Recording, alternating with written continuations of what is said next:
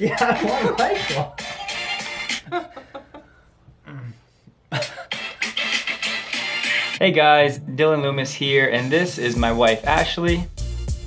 In this episode, we're going to have a little bit of fun in celebration for the 4th of July weekend, and for this episode, we'll start in the Twitter sphere where Ashley is most comfortable. So Elon gave an update on the timeline for the new software stack implementation, saying it should be releasable in 2 to 4 months, which will take us to September, November-ish. Then it's a question of what's safe enough. This answer was in response to a question about reverse summon functionality. There are a few ways to interpret this tweet.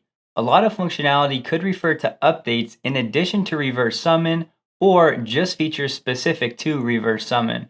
Also, releasable in 2 to 4 months could mean ready for shadow mode, where Tesla does testing with a limited number of vehicles.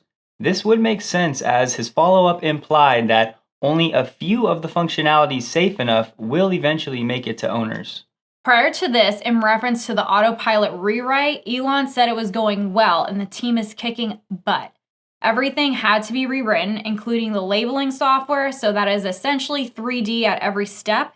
Elon also told us Battery Day will be webcast, although there is much to see in person. So if you can't be out in California and you still want to be able to watch, you can. Elon also took another jab at short sellers, saying that Tesla would make radiant red short shorts for them to purchase, which is comical. And probably more importantly, he also mentioned that Tesla may be doing a cross-country drive with the Cybertruck. As an East Coast resident, this is super exciting, so hopefully we get some more information on this in the coming weeks. Jerome Guillen shared a picture of the Tesla Semi on LinkedIn sandwiched between two other semi-trucks. This image does a great job of contextualizing the cab space in the Tesla Semi. Tesla has been conducting road tests with the Semi since it unveiled the Class 8 truck back in 2017. The red wrap unit was actually spotted undergoing winter testing in Tesla's facility in Alaska. Tesla has reportedly secured more battery supply from LG Chem, who is going to assign capacity from a Korean factory to Tesla. Over the last few years, Tesla started branching out and made deals with Samsung SDI and LG Chem for battery cells for its stationary energy storage products. Over the last year, they've also sourced batteries from suppliers other than Panasonic for its vehicles. Tesla vehicles produced in Shanghai are powered by cells from LG Chem and CATL. Now, Reuters reported South Korea's LG Chem plans to start producing batteries for Tesla vehicles at a domestic factory this year, after the US electric car maker raised orders to cope with demand. There was no information given as to capacity that Tesla has secured with this new deal. LG Chem is said to be working to modify a Korean factory to produce Tesla's battery cells. An LG Chem factory in Nanjing, China already makes batteries for Tesla, and apparently LG is converting some of its production in South Korea to produce more batteries for Tesla. If you're one of the Tesla fans who has been assuming Tesla will be producing all of their cells in-house soon, let this news remind you that this will not be the case. Tesla will be cell supply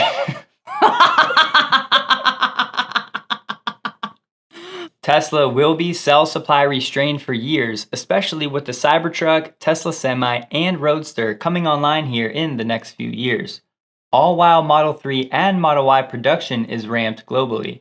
Demand should continue to exceed Tesla's production capabilities, so we will most likely continue to see Tesla locking down battery cell deals all around the globe in order to satisfy demand.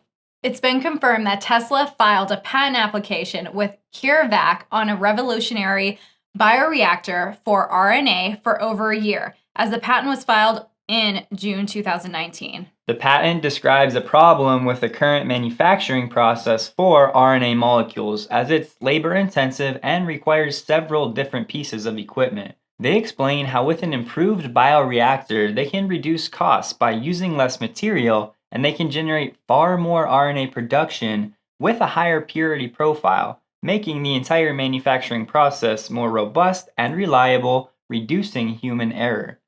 The production of the RNA therapeutics in the region of the outbreak would require a portable RNA production apparatus, which is the goal of this joint venture. Tesla Human Resources told employees this week their reduced pay period ended June 29th.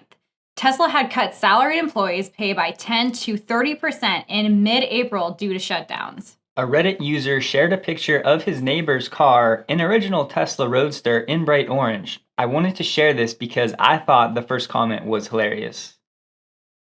Cybertruck reservations are now available in China, and full self-driving option is $9,000, and the reservation cost is $141. So how do you think the Cybertruck will do in China? To be honest, I don't know. I don't know the culture there very well, but I know trucks here would do very well. I don't know, in China, don't they usually use subways? Like New York? Yeah, and it will be interesting to see how well it does over there. Of course, in America, the Cybertruck and pickup trucks in general are iconic and used for a lot of purposes, so only time will tell. But what do you guys think? How will the Cybertruck do in China? In addition to how well it'll sell, as far as production of the Cybertruck for the Chinese market, where do you guys think it'll be produced? I personally think that Tesla would do everything they can do to actually produce this in Shanghai. It only makes sense, but let us know what you guys think.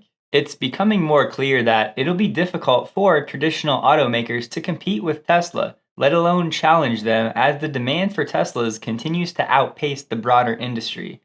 As Tesla continues to scale, their price and performance gap versus other car makers widens by the day. Other car makers are producing EVs subscale, which creates a dilemma. If traditional auto were able to release cars with features and range at parity and sell the cars at cost, it will still be priced 10 to 25% higher than a comparable Tesla. Of course, these traditional automakers will have access to subsidies, but they'll still be losing money with limited margins on these vehicles. It's almost like the more they sell, the more they will lose. For Q2 year over year 2019 to 2020, GM sales were down 34%, Toyota was down 35%, and Fiat Chrysler was down 39%. Compare this to Tesla, who was only down 5% year over year from Q2 last year. To date, there have been 4 pillars to the cautionary view of Tesla. They'll run out of cash, they can't manufacture at scale, their valuation is overdone, and they won't be profitable. If Tesla releases any level of profitability for Q2 this year, that should put any remaining concerns about their ability to drive profits doing so in an incredibly challenging environment. They're clearly focused on continuing to scale manufacturing globally. They have over $8 billion in cash. Thus, the only semi-valid argument one could make is with regard to valuation. It's clear no actual analyst outside of ARK Invest has been able to capture Tesla's true potential.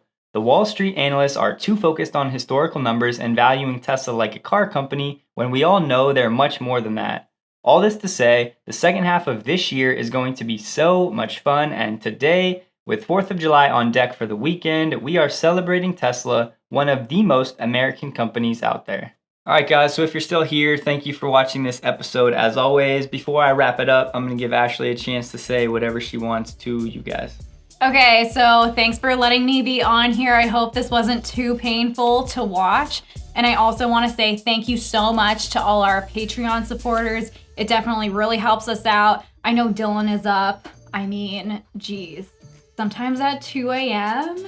and longer just to put these videos together and give you guys the information. So it means so much to us. So I'm really thankful for that. And also to the person who offered us the visit in Vegas at their house, I'm taking you up on that offer because I've never been there before.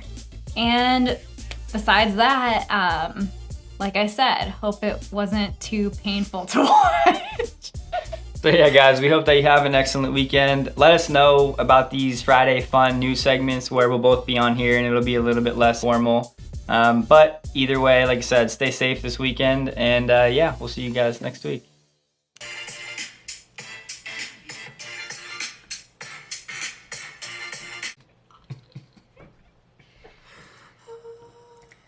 You might have to leave. Is that my problem? You're making me laugh. No.